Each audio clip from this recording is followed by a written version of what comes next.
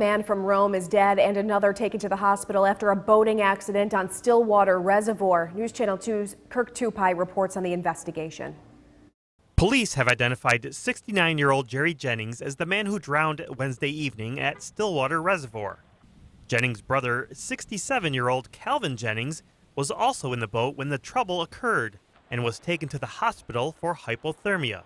Town of Webb Police Chief Ronald Johnson believes the brothers spent 2 to 3 hours in the lake before they were discovered. The sole survivor did indicate that on their way back from the island, the boat began to sink.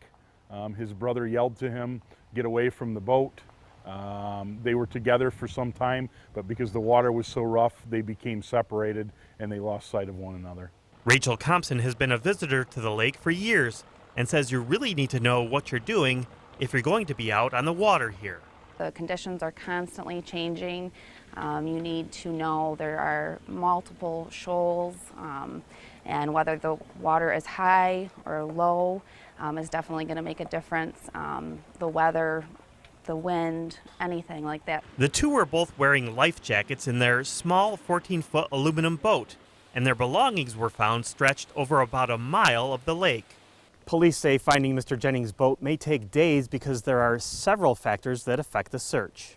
There's boulders and stumps and logs everywhere out there, so a boat on our electronics looks very similar to some of those things sometimes. So, and yesterday they had an example of that where they had a big log that was about 14 feet long that they marked. It looked like a boat when they dove on that, and it was just a log.